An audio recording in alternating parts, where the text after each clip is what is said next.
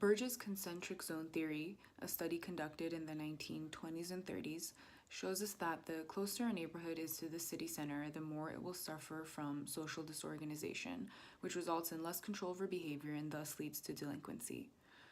In this study, the zones closest to the center, which are Zone 1 and 2, experienced the most disorganization and rapid change. Results were found that in these neighborhoods, the church, home, and friendship groups would lose their influence because of the urban dynamic and the constant change in the communities. The contributions of social strain theory. Deviance and delinquency is a result of social structure. Arrest statistics show that juvenile delinquency is primarily a lower class phenomenon, and lower class economic status puts youth at a disadvantage due to blocked educational opportunities, leaving the youth feeling frustrated and performing poorly in schools. Strain theory emphasizes the importance of socioeconomic status, neighborhood environments, and adaptation to social structure as important variables in understanding delinquency. The media, social strain and transmission of culture. American media has linked success to the possession of material goods. Americans and most people around the world are constantly reminded through media that successful people are thin, beautiful, smell good, have sparkling white teeth, wear expensive shoes, drive expensive cars, and enjoy the finer things in life. Youth are specifically affected by those messages because they want those things and they feel like they need to be accepted. Youth are especially affected by those messages because they want to fit in. Youth that can't reach those goals or expectations become frustrated, and that frustration can lead to deviant behavior, such as social withdrawal, depression, heavy drinking, or taking drugs. Others might fulfill those materialistic dreams through rebellion, such as vandalism, theft, or perhaps even violence.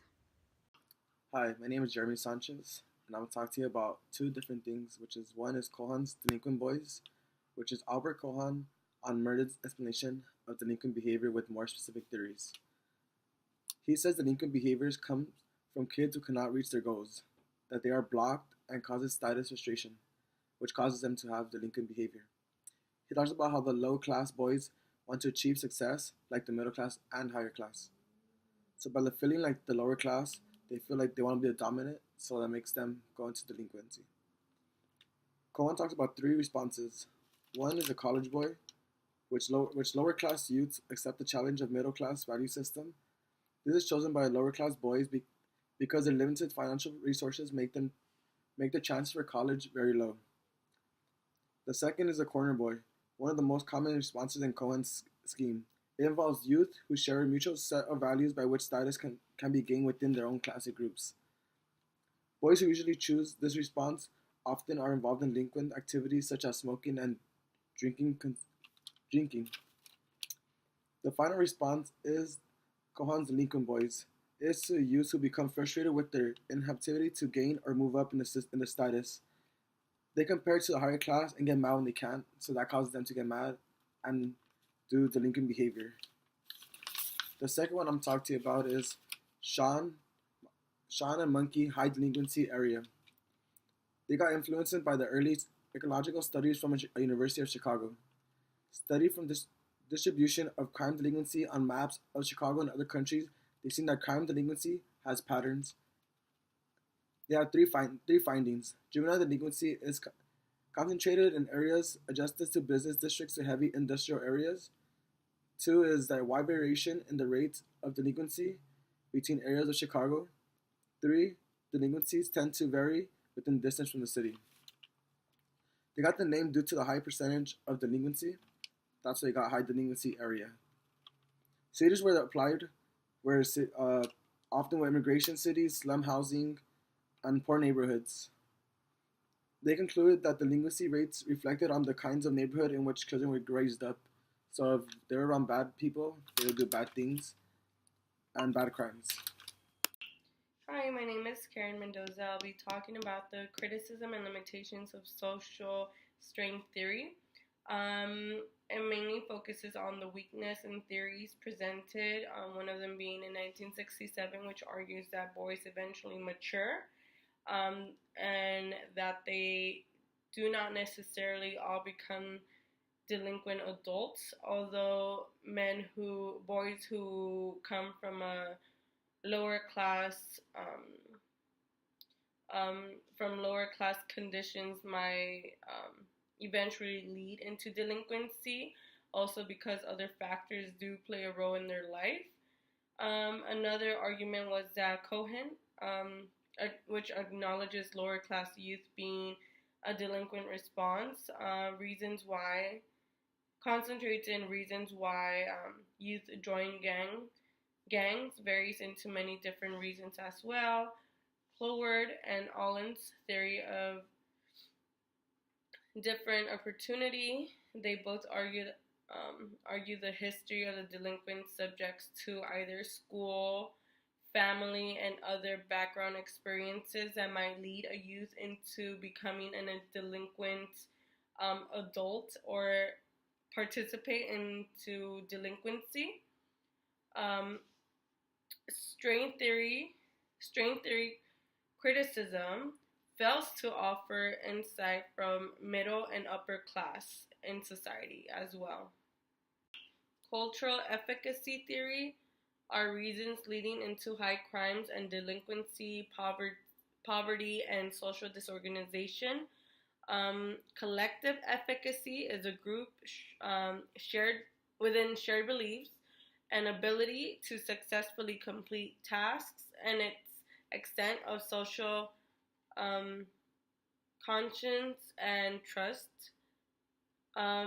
Communities with low collective efficacy are at high risk to flourish into high crime communities, and most commonly always occur in poor communities because there's a lack of organization within, and also a lack of trust within the individuals of the community who tend to either prevent others committing crimes or report crime, and have a lack of really being a full advocate to improving violence and delinquency within youth as well.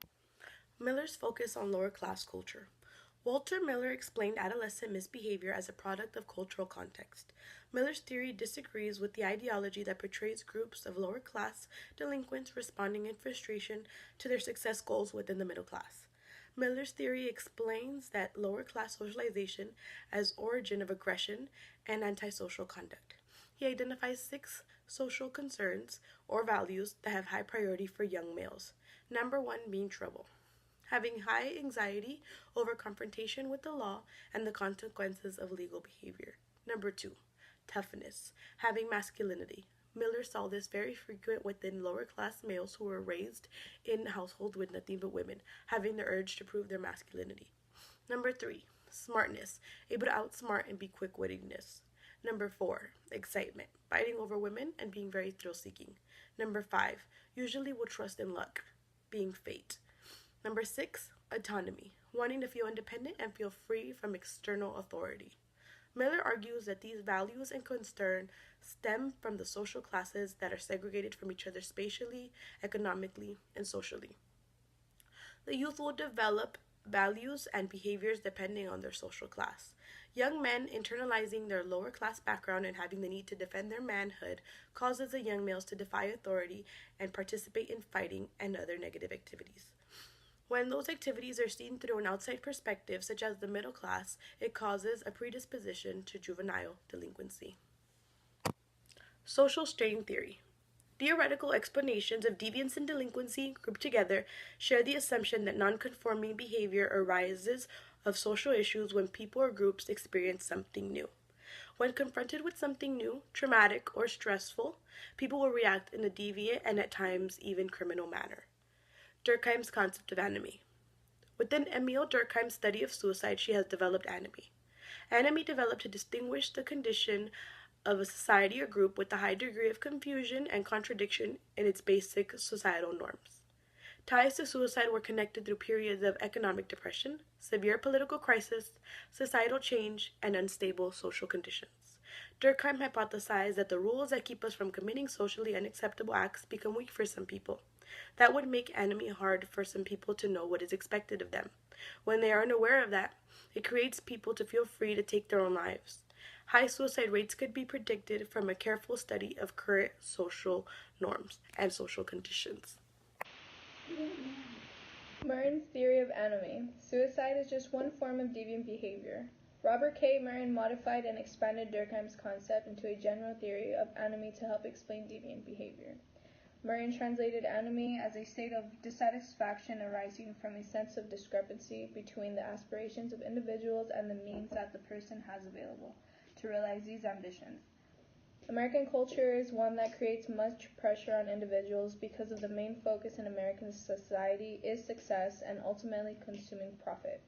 Therefore, anime comes into place when the person cannot reach these levels expected. And there are people that are going to fail because of how our institutions are set up.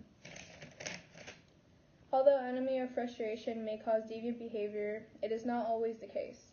Murren's typology of modes of individual adaptive behavior identifies 5 possible behavior patterns for individuals as they respond to culturally approved goals and institutionalized means for achieving those idealized objectives in American society. The first typology would be conformity, which most members in society perform according to Murren. This accepts the culturally approved success goals and has available the institutionalized world ethic for achievement. Social expectations. The second one is innovation, when people who subscribe to the typical culture goals of monetary and material success. The third would be ritualism, it involves rigid adherence to culturally approved methods for getting ahead and making progress. The fourth would be rebellion, which rejects both the culturally approved goals and what society is expected of them.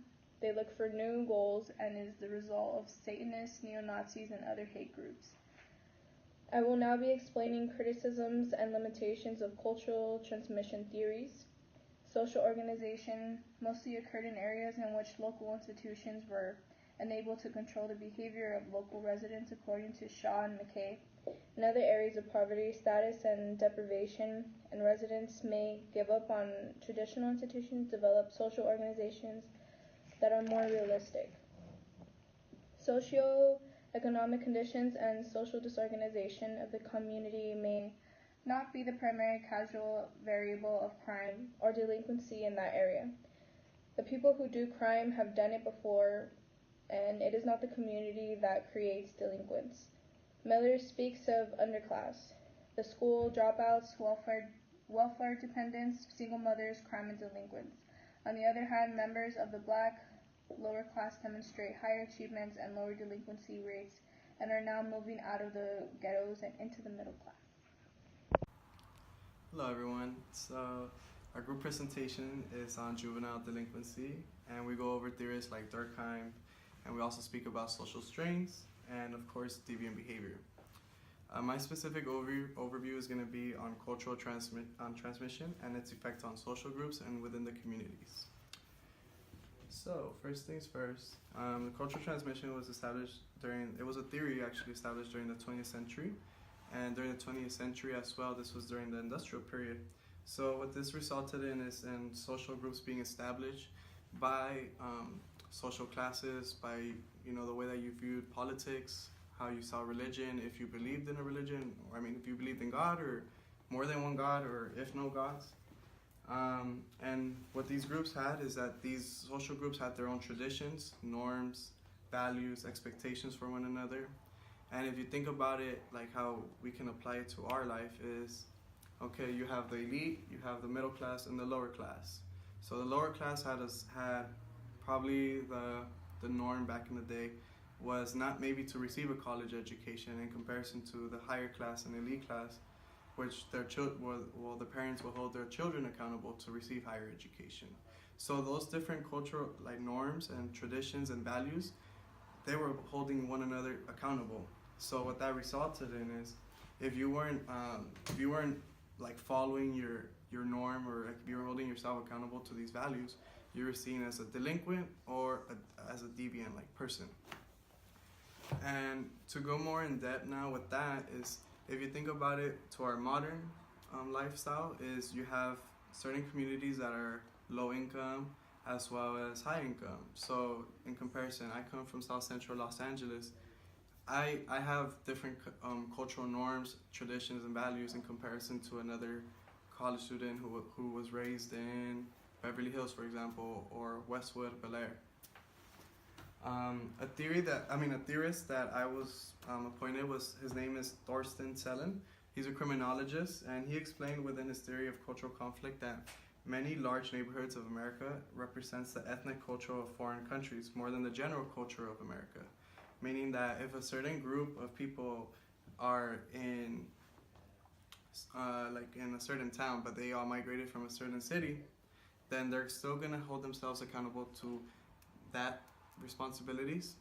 But also, he also states is that social classes occupy their own subcultural islands.